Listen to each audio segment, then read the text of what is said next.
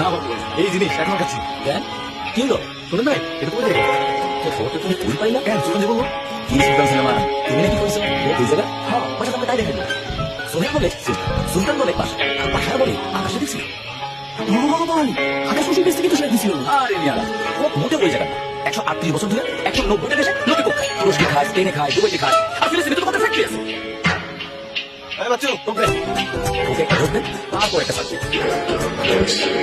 रुको जरा सबर करो बोला धक्का बुक्की नहीं करने का आराम से लेने का हाँ ফিলিস্তিনে ইসরায়েলি বর্বর হামলায় বেড়ে চলেছে মৃত্যুর মিছিল। উপত্যকাটিতে নিহতের সংখ্যা 37,000 ছুঁইছে।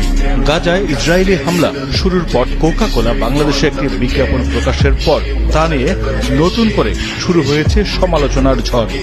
বিজ্ঞাপনটিতে দখলদার ইহুদি রাষ্ট্র ইসরায়েলের পক্ষ নেওয়ার অভিযোগে কোকা কোলা সহ সব ধরনের ইসরায়েলি ও দেশটির সমর্থক পণ্য বয়কটের ডাক দিয়েছেন নেটিজেনরা। তারই প্রেক্ষিতে সামাজিক মাধ্যম ছেয়ে গেছে বয়কট কোকা কোলা হ্যাশট্যাগে। এ নিয়ে প্রতিক্রিয়া ব্যক্ত করেছেন সোশ্যাল মিডিয়া অ্যাক্টিভিস্ট ও ইসলামী চিন্তাবিদেরা।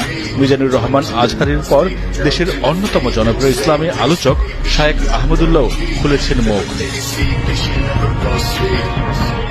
নিজের ভেরিফাইড ফেসবুক পেজের এক পোস্টে তিনি লিখেছেন, আপনার ঈদ হোক চিহ্নিত ইসলাম বিদ্বেষীদের পণ্যমুক্ত। সাধারণ মানুষের বর্জন যে কত শক্তিশালী হাতিয়ার তা আজ দিবালোকের মতো স্পষ্ট। ইমানের দাবিতে এই শক্তিশালী হাতিয়ারকে সঠিক জায়গায় ব্যবহার করুন। আমাদের বর্জন হোক মজলুমের প্রতি ভালোবাসা নিবেদনের জন্য। প্রচন্ড সমালোচনার মুখে বিতর্কিত বিজ্ঞাপনটি ইউটিউব চ্যানেল থেকে সরিয়ে নিয়েছে কোকা কোলা। মঙ্গলবার দুপুরের পর বিতর্কিত বিজ্ঞাপনটি সরিয়ে নিয়েছেন তারা।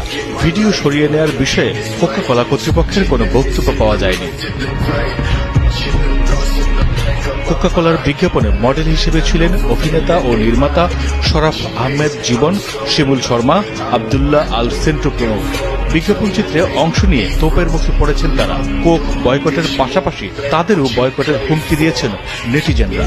নেটিজেনদের তোপের মুখে বিজ্ঞাপনে কাজ করার বিষয়ে মুখ খুলেছেন শরাফ আহমেদ জীবন ও শিমুল শর্মা। শরাফ আহমেদ জীবন বলেছেন, তিনি সুলভ দৃষ্টিতে দেখার আহ্বান জানিয়ে ভবিষ্যতে একজন বিবেকবান শিল্পী হয়ে ওঠার জন্য শুভকামনা চেয়েছেন। স্ট্যাটাস দিলেও প্রকাশ্যে দুঃখ প্রকাশ করে ক্ষমা চাননি এসব অভিনেতারা।